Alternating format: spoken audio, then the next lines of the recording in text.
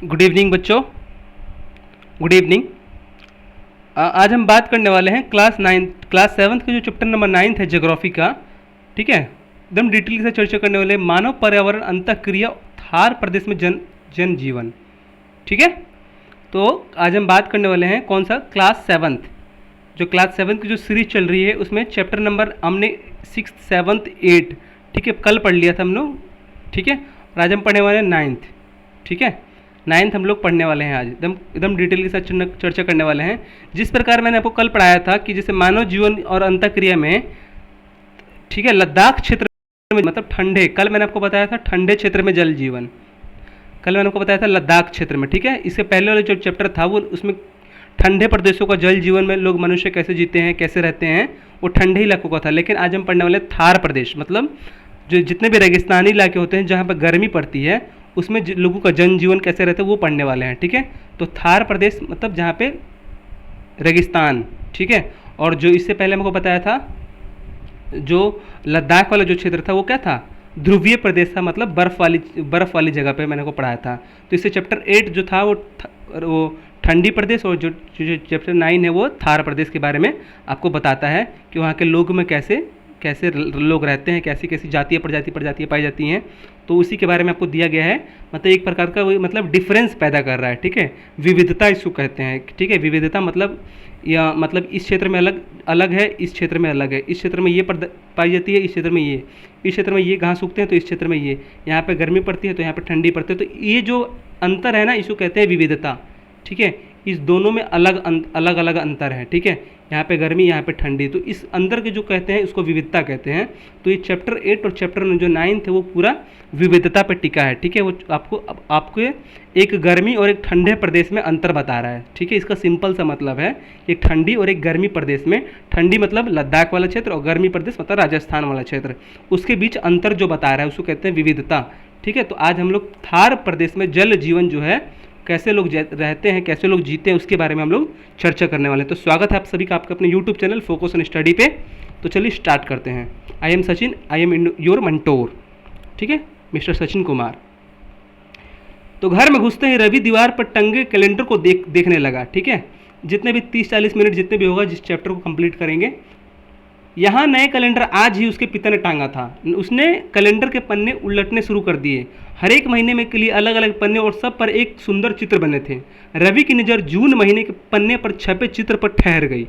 दूर दूर तक फैले बालू में एक आदमी सिर पर पगड़ी बांधे और पूरी आस्तीन का कुर्ता पहने ऊँट की नकेल पकड़कर चल रहा था। ठीक है, वह तस्वीर उसे बहुत सुंदर लगी, लेकिन एक बात समझ में नहीं आई। उसने अपनी माँ से सवाल किया, माँ, जून के महीने में तो गर्मी पड़ती है, लेकिन इस तस्वीर में यह आदमी भरी दोपहर में ऊँट लेकर बालू में चल रहा है। उसने इतने अधिक कपड़े पहने हैं, इसे तो और भी गर्मी लगती होगी। हम लोग तो गर्मी के मौसम में कपड़े कम पहनते हैं। ठीक है, तो उसने जो लड़का था उसने अपनी मम्मी से सवाल पूछा कि जो आदमी है, जो चित्र वाला आदमी है, उसने बड़ी गर्मी में जून महीने में बालू पे चल रहा है, ठीक है, वो भी ऊँट लेके, क्या उसको गर्मी नहीं लगती होगी? इसने बहुत ही कम कपड़े पहने हैं। ठीक है, बहुत अधिक कपड़े पहने हैं। यह सुनकर उसकी माँ मुस्कुराई और बोली, तुम्हारा अचरज करना ठीक है, लेकिन पूरी बात समझोगे तभी पता चलेगा। ऊँट, बालू और सिर पर पगड़ी, पूरी आस्तीन की कमीज, क्या मतलब है? ठीक है, तो बच्चों इसका सवाल हम लोग देखने वाले हैं नेक्स्ट पैरा में। मुझे बताओ, रवि मनुहार कहते हुए बोला। माँ बोली, ठीक है, सुनो, यह चित्र रेगिस्तानी इलाके थार का है। ठीक है, तो सबसे पहले आपको समझना पड़ेगा थार है कहाँ। ठीक है, रेगिस्तानी है तो आप आमतौर पे आप जानते होंगे जो थार है वो राजस्थान में पाया जाता है। ठीक है, जो ये देखो, ये जो ये वाला इलाका है, फिर से बना दे रहा हूँ मैं, लग ही नहीं रहा है, भारत है ये।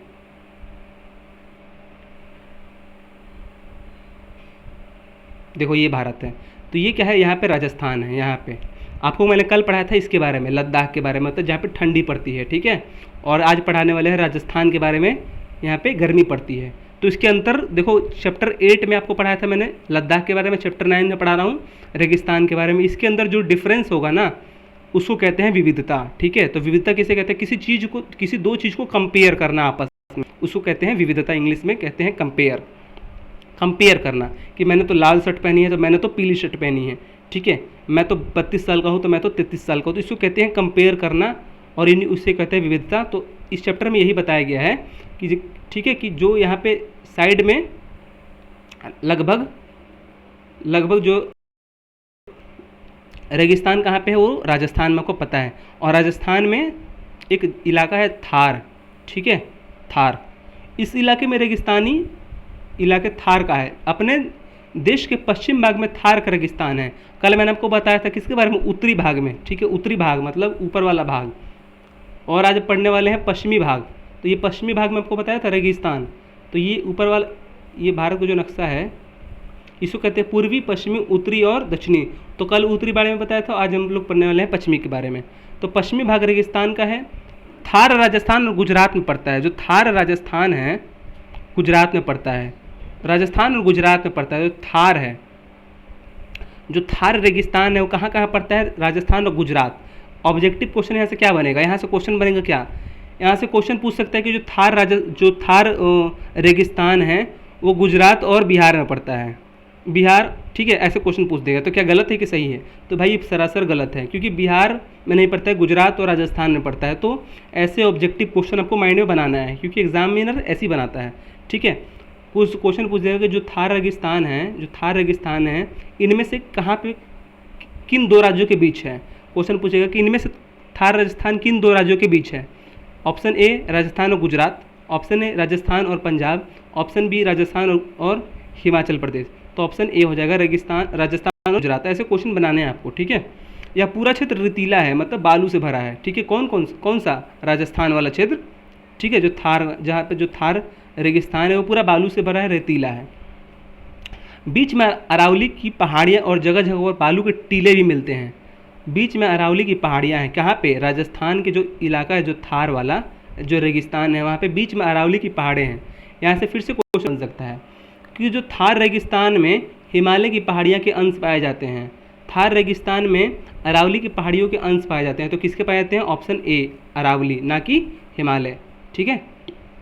दूसरी पहाड़ी का नाम दे देगा, लिख देगा कि राजस्थान में हिमालय पहाड़ों के अवशेष पाए जाते हैं। तो ये गलत हो जाएगा बच्चों, क्योंकि अरावली पहाड़ी के अवशेष पाए जाते हैं, ठीक है।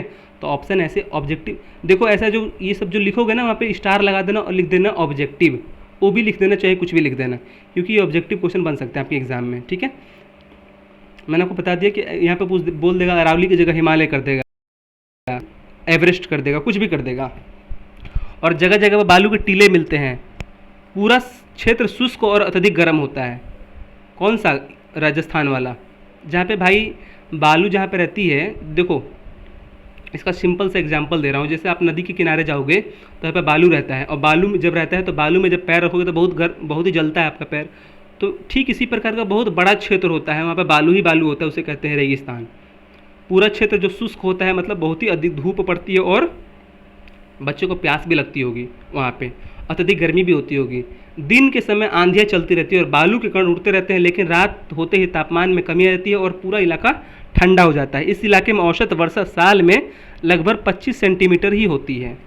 आपसे क्वेश्चन यहाँ से पूछ देगा, देखो यहाँ से क्वेश्चन पूछेगा। कैसे क्वेश्चन पूछेगा ऑब्जेक्टिव में, कि रेगिस्तान के इलाके में 30 सेंटीमीटर वर्षा होती है। तो क्या गलत है कि सही है, बताओ। ये गलत है, क्योंकि 25 सेंटीमीटर वर्षा होती है, ठीक है। तो आपको ऑब्जेक्टिव में बताते रहूँगा, ठीक है। अब से मैं नया स्टार्ट कर रहा हूँ। आपसे एग्जाम में यहीं से पूछेगा कि रेगिस्तान के इलाके में लगभग 30 से 40 सेंटीमीटर वर्षा होती है, ठीक है। तो आपसे एग्जाम में ऑप्शन अगर 25 सेंटीमीटर रहेगा तो सही है, ऑप्शन अगर ये नहीं रहेगा तो गलत है, ठीक है। जैसे मान लो कि 25 से 26% लिख देगा, 26 से 27% लिख देगा और 25% नहीं रहेगा, तो ये ऑप्शन सही है। देखो जो एग्ज़ाम में अगर क्वेश्चन नहीं रहेगा ना, उसके अगर नज़दीक वाला अगर रहे, ठीक है, उससे नज़दीक वाला रहे, अगर 24 भी दे देगा एग्ज़ाम में, 24, 28, 30, 32, तो ऑप्शन ए हो जाएगा सही, क्योंकि इसके नज़दीक है। इसके नज़दीक वाला जो होगा उसको आपको सही करना है, ठीक है। तो देखो मैंने आपको सेम टू सेम चैप्टर, देखो चैप्टर 8 देखना और चैप्टर 9 देखना। चैप्टर मैंने 8 यहाँ बताया था, चैप्टर 8 वाला लद्दाख वाला क्षेत्र, और आज मैं ये वाला क्षेत्र बता रहा हूँ बच्चों। तो बहुत ही इंपॉर्टेंट चैप्टर है ये। देखो मैंने आपको बताया था मैप में ऊपर ही पहले, ये जो क्षेत्र है रेगिस्तान वाला क्षेत्र है राजस्थान, और जो थार राजस्थान है किन दो राज्यों के बीच है, बताओ जल्दी से कमेंट करके। राजस्थान और गुजरात, ठीक है।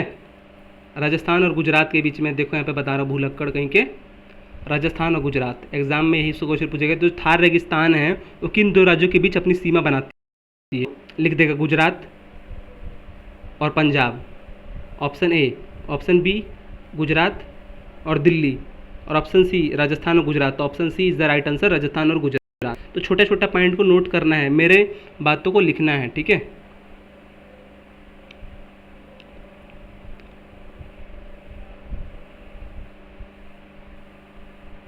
देखो जो ये राजस्थान का क्षेत्र है, ठीक है, राजस्थान का क्षेत्र है, और ये नीचे जो ये गुजरात का क्षेत्र है। तो थार राजस्थान, जो थार रेगिस्तान है, इन दोनों राज्यों के बीच अपनी सीमा बनाती है, मतलब दोनों राज्यों में, आधा उसमें आधा इस तरफ, ठीक है। और जो राजस्थान है उसके जो प्रमुख इलाके हैं, जैसे जैसलमेर है, जोधपुर है, बीकानेर है, बाड़मेर है।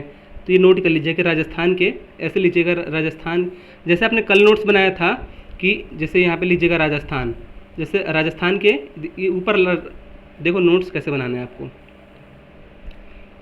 ये लीजिएगा राजस्थान, ठीक है। पहले लिख लीजिएगा, इसको ऐसे कर दीजिएगा, फिर ऐसे करिएगा उसको, फिर ऐसे। यहाँ पे लिखिएगा प्रमुख क्षेत्र में ये बीकानेर, जैसलमेर। प्रमुख प्रजाति में जो भी पेड़ पौधे पाए जाएंगे यहाँ पे, प्रमुख जानवर ऐसे, प्रमुख नदियाँ, प्रमुख शहर ऐसे, ठीक है। तो आपको राजस्थान के बारे में पूरा ऐसे पढ़ते चले जाना है, ऐसे नोट्स बनाना है, ठीक है। इसके बारे में, सिर्फ इसके बारे में, जैसे ऐसे क्यों बनाते हैं, क्योंकि एक ही राज्य के बारे में बहुत सारी चीज़ पढ़ना है आपको, एक ही राज्य के बारे में, ठीक है। वो प्रमुख क्षेत्र पढ़ना है, प्रमुख जाति, प्रमुख पक्षी, प्रमुख नदी, प्रमुख पहाड़, ऐसे। तो देखो प्रमुख जैसे पहाड़ है लास्ट वाला ऑप्शन, तो इसमें कौन सा अरावली के पर्वत होगा, अरावली के पढ़वाया था मैंने, आपके एग्जाम में पूछ देगा दिल्ली, अरावली जो पर्वत है वो कहाँ पे है, हिमालय पर्वत में है, तो गलत हो जाएगा, क्योंकि थार राजस्थान में है वो, उसकी सीमा पड़ती है, ठीक है। तो ऐसे नोट्स बनाना है, क्योंकि एक ही राज्य है, क्योंकि राजस्थान के सिर्फ बारे में ही पढ़ रहे हैं ना, तो ऐसा सब में अप्लाई नहीं करना है, ठीक है। जैसे कोई राज्य हो जाएगा, कोई क्षेत्र हो जाएगा, उसके बारे में अगर बहुत सारी जानकारी दी है तब ऐसे बनाना है नोट्स, ठीक है। आपको भेजना है आपसे, मेरे पे व्हाट्सएप पे सेंड कर देना। थार मरुस्थल की स्थिति है ये, देखो थार मरुस्थल ये जो जितने भी क्षेत्र हैं, ये जो रेड वाले क्षेत्र दिख रही क्या है, थार मरुस्थल है, ठीक है। ये थार मरुस्थल है, देख लेना।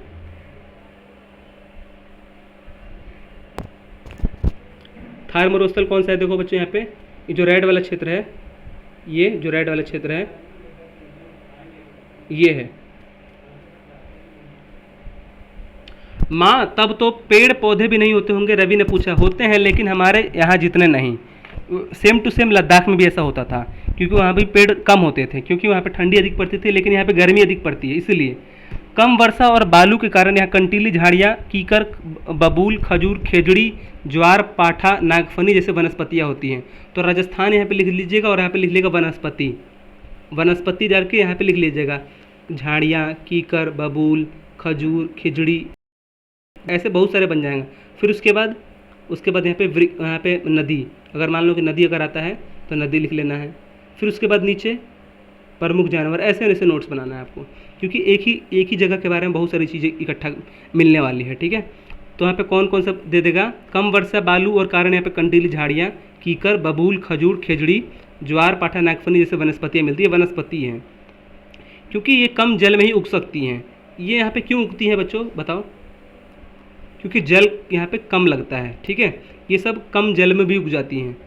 यहाँ भी सब ऑब्जेक्टिव बन सकते हैं, यहाँ भी ऑब्जेक्टिव बन सकता है कि बताओ, ऐसे एग्जाम में पूछ देगा आपसे, यहाँ से ऑब्जेक्टिव कैसे पूछेगा। और मैं दावा कर रहा हूँ कि जितने भी ऑब्जेक्टिव मैं आपको बता रहा हूँ ना, आपको नीचे क्वेश्चन में देखने को मिलेंगे, ठीक है।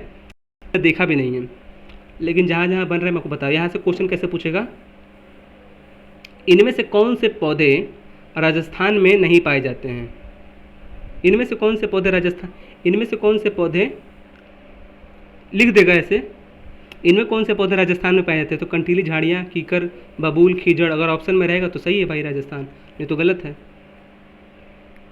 मुख्यतः, ठीक है, प्रमुखतः, ऐसे तो भाई जहाँ पे सूखा क्षेत्र है बिहार में भी हो जाएगा, लेकिन मुख्यतः राजस्थान में होता है, क्योंकि वहाँ पे ज़्यादा रेगिस्तानी इलाका है। इन वनस्पतियों की पत्तियाँ चिकनी, मोटी और छोटी होती हैं, ठीक है, और तने कंटेदार होते हैं, जड़ें भी गहरी होती हैं। ऐसा क्यों है माँ, रवि ने पूछा, क्योंकि जड़ें गहराई में नमी लेती हैं, और पत्तियों के मोटे होने के कारण उनमें नमी देर तक टिकी रहती है। पेड़ पौधे की ये सारी प्रक्रियाएं वातावरण के अनुकूल के उदाहरण हैं। ठीक है, जो राजस्थान की जो पेड़ पत्तियाँ होती हैं उनमें नमी होती है। क्यों? क्योंकि पत्तियाँ के मोटे होने के कारण उनमें नमी देर तक टिकी रहती है।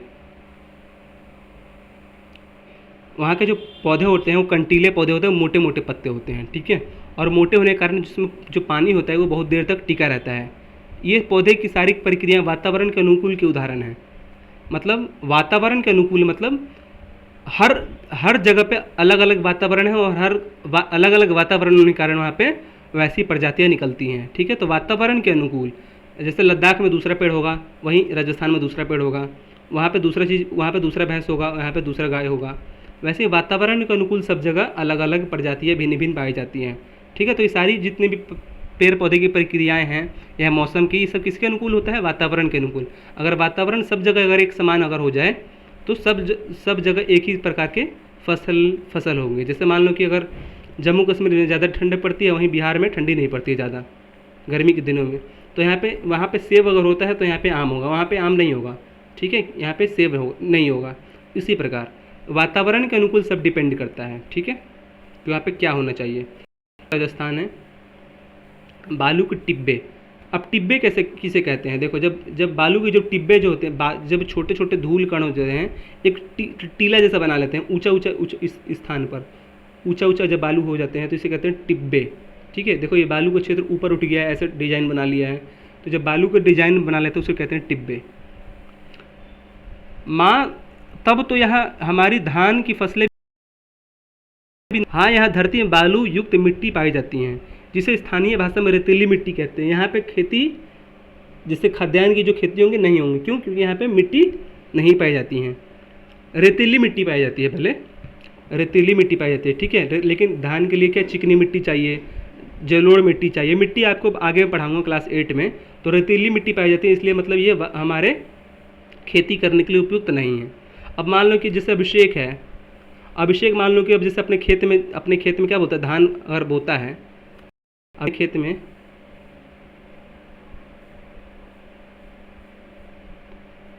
जैसे अभिषेक है, ठीक है, अभिषेक अपने यहाँ पर रेतीली मिट्टी में क्यों नहीं होगी मैं आपको बता रहा हूँ एग्जांपल। जैसे अभिषेक है, मान लो ये, ठीक है, ये अभिषेक है। अगर अपने खेत में अगर ये धान बोता है या गेहूँ बोता है, अगर वो गंगा जी की घाट पे अगर वो बीज छिड़क देगा तो क्या होगा? क्योंकि नहीं होगा, क्योंकि यहाँ पे बालू ही बालू है। तो रेतीली के कारण यहाँ पे खेती जो है उपजाऊ नहीं होती है। ठीक है, मिट्टी जो होती है उपजाऊ नहीं होती है, वो वातावरण के अनुकूल होती है। बालू के टिब्बे यहाँ खूब मिलते हैं। यहाँ के लोग बाजरा, जौ, जई जैसे मोटे अनाज की खेती करते हैं।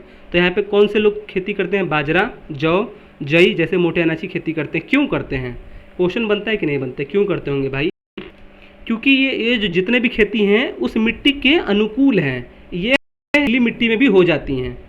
ठीक है, यहाँ पे इसका आंसर है क्यों का, क्योंकि ये रेतीली मिट्टी में भी अपने आप को मतलब पनप जाते हैं। रेतीली मिट्टी में ये फल फूल जाते हैं। ठीक है, इसलिए उस मिट्टी के अनुकूल है। अगर उस मिट्टी के विपरीत होगा तो वह पौधा होगा ही नहीं। ठीक है, तो उस मिट्टी के अनुकूल है।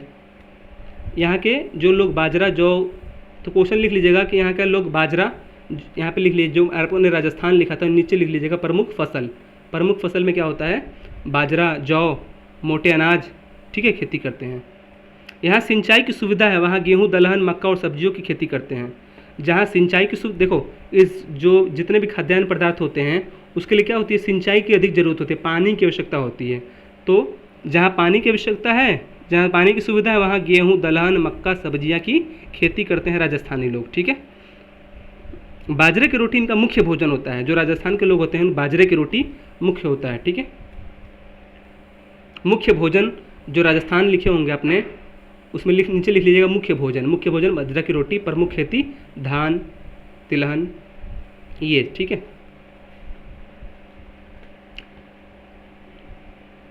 बाजरे की रोटी इनका मुख्य भोजन होता है। और यहाँ ऊँट इनके यातायात और परिवहन का मुख्य साधन होता है। ठीक है, यहाँ पे जानवर में क्या लिखना है? नीचे जानवर में लिखना है ऊँट। ठीक है, ऊँट परिवहन के साथ, जानवर और परिवहन के साधन क्या होते हैं? ऊँट होते हैं। कितने राजस्थानी के लोग के यहाँ का परिवहन का मुख्य साधन क्या होता है? ऊँट। यहाँ के लोग भेड़ पालते हैं। कंटीली झाड़ियों से ऊँटों, भेड़ों, बकरियों को भोजन मिल जाता है और बदले में उनका दूध, चमड़ा, मांस देते हैं। और यहाँ के लोग ऊँटनी के दूध का उपयोग करते हैं। ठीक है, तो भोजन में क्या क्या उपयोग करते हैं, वो ज्वार यूज करते हैं, बाजरा यूज करते हैं और ऊँटनी के दूध का भी प्रयोग करते हैं। जहाँ पे भोजन लिखा हुआ वहाँ पे एक और ऐड कर लीजिएगा, वहाँ पे जोड़ लीजिएगा ऊँटनी का दूध, ठीक है। और जैसे वहीं पे लद्दाख में किसका उपयोग करते थे, चैप्टर 8 में आपको पढ़ाया था, याक, ठीक है। याक जंगली बकरी और याक का, ठीक है, जंगली बकरी और याक का दूध वहाँ पे लोग पीते हैं। वहाँ इस प्रकार यहाँ पे ऊँटनी का दूध पीते हैं। तो सबको नोट्स बनाना, आपको भेजना है आपसे, ठीक है। कंटीली झाड़ियाँ में ऊँटों, भेड़ों, बकरियाँ और भोजन मिल जाता है। किसको, जो जानवर है यहाँ पे कौन कौन सी, ऊँटों, भेड़, बकरियों को, ठीक है, भेड़ और बकरियों को भोजन मिल जाता है और इसके बदले में इनको दूध, मांस, चमड़ा प्राप्त होता है, दूध, मांस और चमड़ा। वहीं लद्दाख में आपको चैप्टर 8 में पढ़ाया था कि उनके बदले क्या मिलता है, उनको दूध मिलता है और उनके जो खाल होते हैं, खाल मिलता है, उससे प्रकार क्या बनाते हैं, वो कपड़े बनाते थे, ठीक है। उनको रेशम या रुई, ठीक है, उनको उपयोग करते थे। लेकिन यहाँ पे किसका उपयोग करते हैं, दूध, मांस, चमड़ा का उपयोग करते हैं। यहाँ के लोग ऊँटनी के दूध का उपयोग करते हैं, ऊँटनी का दूध। रवि बोली, हाँ, आदमी का रहन सहन, खान पान, रोजगार सब वहाँ की भौगोलिक स्थिति पर निर्भर करता है, ठीक है। और लोग उसी के हिसाब से रहते हैं। लोग बालू की आंधी और तेज धूप की गर्मी से बचने के लिए सिर पर पगड़ी, जिसे ये लोग साफा कहते हैं, साफा, हम लोग कहते हैं साफी, ठीक है। जो कुछ चित्र में बताया था शुरू में, जो लड़का बोल रहा था कि ये ऊँट लेके जा रहा है, इसने सिर पर पगड़ी क्यों बांधी है, तो क्या क्यों बांधी थी, लोग बालू की आंधी से बचने के लिए। जब आंधी आती है तो बहुत ही बालू उड़ता है और उस बालू से, आंधी से बचने के लिए लोग सिर पर पगड़ी बांधते हैं, क्योंकि सिर में बालू ना पड़ जाए, ठीक है। जिसे लोग उस पगड़ी को क्या कहते हैं, साफा कहते हैं। अब यहीं से क्वेश्चन पूछ देगा एग्जाम में कि इनमें से पगड़ी को क्या कहते हैं राजस्थानी भाषा में, साफा, धोती, कुर्ता, पजामा, तो क्या कहेंगे, साफा कहते हैं, ठीक है। पगड़ी को ऑब्जेक्टिव बन गया यहाँ से। पूरे बदन के कपड़े ढकने के लिए दिन के समय शरीर लू और उच्च तापमान से बचा रहता है, जबकि रात में अधिक सर्दी से बचा रहता है। और जो वो भारी भरकम कपड़े पहनते हैं, क्यों पहनते हैं, क्योंकि दिन भर में रेगिस्तान की तो जो गर्मी होती है वो आंधी उड़ती है और अत्यधिक लू लग जाता है, ठीक है। अत्यधिक उच्च तापमान होने के कारण वो कपड़े अत्यधिक पहनते हैं, जिससे लू ना लगे, ठीक है।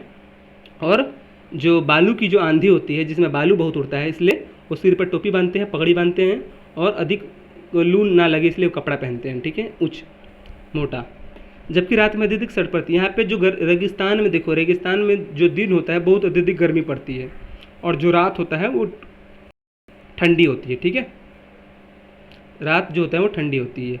माँ, क्या इन क्षेत्रों में पीने का पानी हमारे जैसे ही कुओं का चापाकल से मिलता है, रवि ने पूछा। नहीं बेटे, इन इलाकों में पीने का पानी बहुत ही मुश्किल से मिलता है। रेतीली मैदानों में दूर दूर तक कहीं पानी के बावड़ी या कुएँ मिलते हैं जो बहुत गहरे होते हैं। बावड़ी और कुएँ मतलब एक प्रकार का जल स्रोत, जहाँ से जल मिले। यहाँ के कुछ हरियाली भी मिलती है, जैसी जगह को नखलिस्तान या मरुद्वान कहते हैं, ठीक है। कुएँ मिलते हैं जो बहुत गहरे होते हैं। यहाँ पर कुछ हरियाली मिलते हैं, जहाँ पर हरा भरा जो क्षेत्र होता है, ऐसी जगहों को नखलिस्तान या मरुद्वान कहते हैं, ठीक है। तो एग्जाम में पूछते हैं कि नखलिस्तान या मरुद्वान किसे कहते हैं, ऐसी जगह जहाँ पर हरियाली हो उसे कहते हैं नखलिस्तान या मरुद्वान। वहीं से पीने का पानी कोसों चलकर मशकों या घड़ों में पैदल या ऊँटों पर ढोकर लाते हैं। तो जो पानी जो वहाँ पे जो लोग होते हैं किसके द्वारा लाते हैं, घड़ों से पैदल या ऊँट पर ढोते हैं, ठीक है। घड़ों में भरकर पैदल लाते हैं या ऊँट पर ढोते हैं। इसलिए पानी की इम्पोर्टेंस करो, ठीक है, पानी को बचाना चाहिए। मालूम है जैसलमेर जिले तो पिछले कई सालों में वर्षा न के बराबर हुई है, इसलिए यहाँ के लोग पानी का उपयोग बहुत ही सावधानी से करते हैं। यहाँ रेल में के टैंकर से पानी पहुँचाया जाता है, ठीक है। कहाँ पे, जैसलमेर में।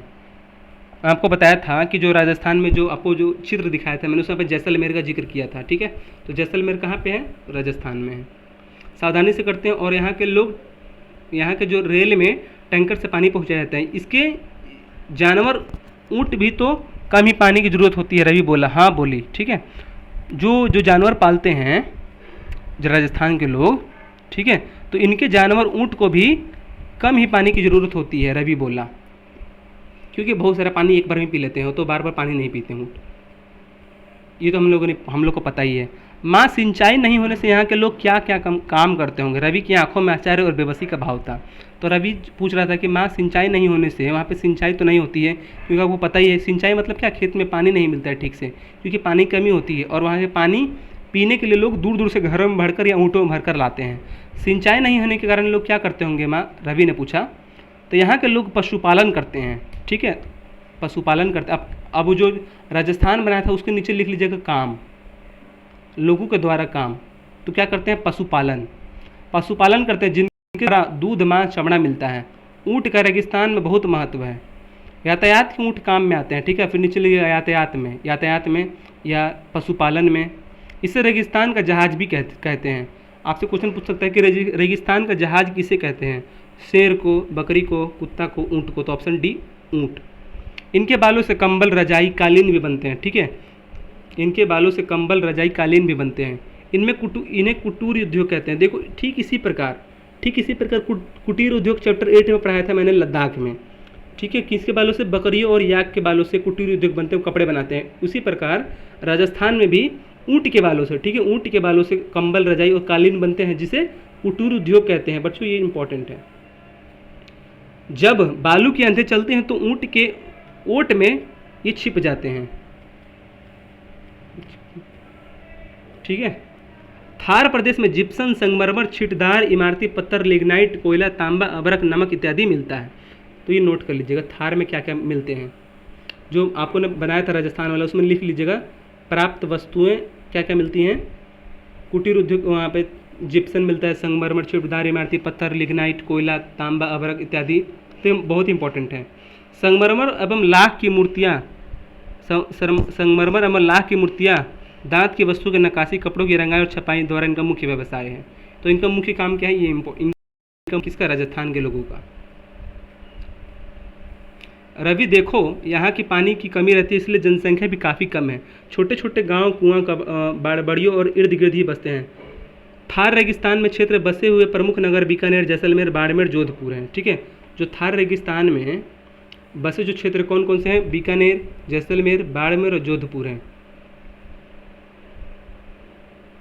ये जो थार रेगिस्तान है उसमें कौन कौन से नगर हैं, ये नगर है बीकानेर, जैसलमेर, बाड़मेर और जोधपुर। ये नोट कर लीजिएगा, लिख लीजिएगा। थार राजस्थान में बसे प्रमुख शहर कौन कौन से, ये शहर है, आपको मैंने नाम बता दिया। पानी की कमी को दूर करने के लिए सतलज नदी पर बांध बनाकर इंदिरा गांधी नहर, जिसे राजस्थान नहर भी कहा जाता है। और यहाँ पे पानी की कमी को दूर करने के लिए कौन सी नहर है, इंदिरा गांधी नहर, ठीक है, जिसे राजस्थान नहर भी कहते हैं। यहाँ पे एकमात्र नहर, राजस्थान में एकमात्र नहर है, कौन सी है, इंदिरा गांधी नहर। इस नहर में बीकानेर, गंगानगर, जैसलमेर जैसे जिलों में सिंचाई की सुविधा बढ़ी है। इस नहर के उपयोग क्या हैं, जैसे बीकानेर, गंगानगर, जैसलमेर जैसे इलाकों में सिंचाई की सुविधा बढ़ी है, ठीक है बच्चों। यहाँ के लोग खेती के लिए बहुत ही दिक्कत से थे, पीने के पानी नहीं था, इसलिए सरकार द्वारा बीकानेर, गंगानगर, जैसलमेर जहाँ पे इलाके में, राजस्थान के इलाकों में गंगानगर जो है इंदिरा गांधी नहर इनको स्टार्ट किया, इंदिरा गांधी नहर। आपसे एग्जाम में पूछते हैं कि इंदिरा गांधी नहर कौन से राज्य में है, तो राजस्थान, आपने याद करना है। सच पूछो तो इंदिरा गांधी नहर और भाखड़ा नंगल बांध से निकली गई नहरों से ही इन क्षेत्रों में थोड़ी हरियाली देखने को मिलती है, ठीक है।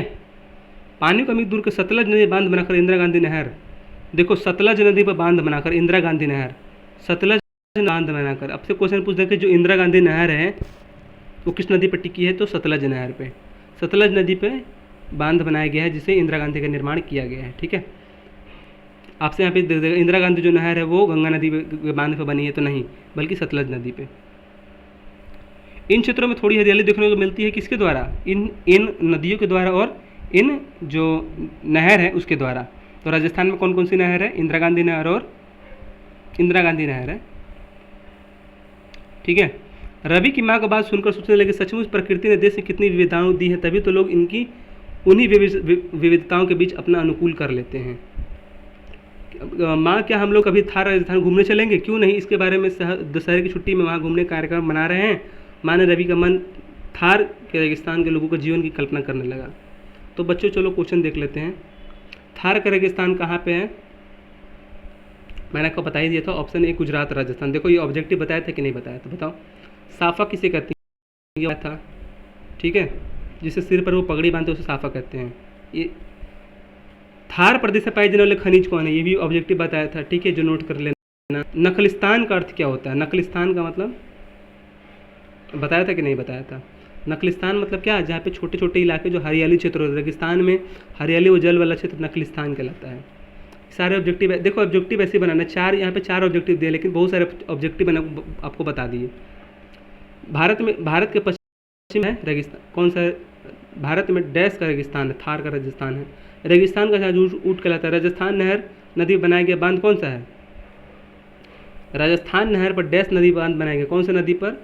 सतलुज नदी, ठीक है। मैंने आपको बताया था, अभी फिर से बताया था कि सतलुज नदी नहीं, गंगा नदी नहीं, ऑप्शन दे देगा गंगा नदी, लेकिन गलत हो जाएगा। राजस्थान नहर या गंगा, श्री गंगानगर।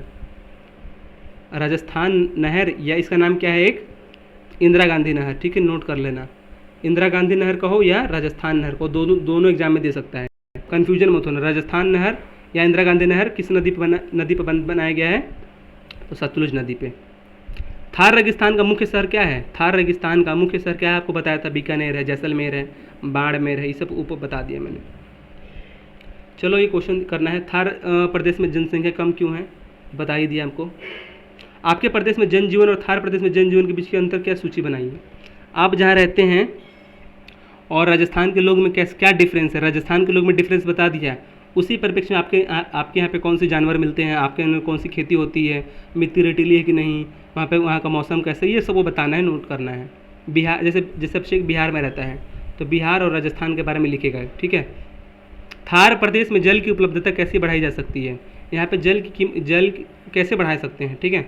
आपको थोड़ा सा हिंट दे दे रहा हूँ, जैसे सरकार द्वारा यहाँ पे अधिक पैसा खर्च के यहाँ पे नहरों का अत्यधिक निर्माण करवाना, या यहाँ पे सभी लोगों के पास घर घर में ट्यूबवेल पहुँचाना, या यहाँ पे अधिक मात्रा में कुएँ खुदवाना, ठीक है। अत्यधिक मात्रा में यहाँ पे पेड़ लगाना जिससे बारिश हो सके। तो बहुत सारे को मैंने हिंट्स दे दिए। ऊँट थार क्षेत्र की जीवन रेखा है कैसे, ठीक है।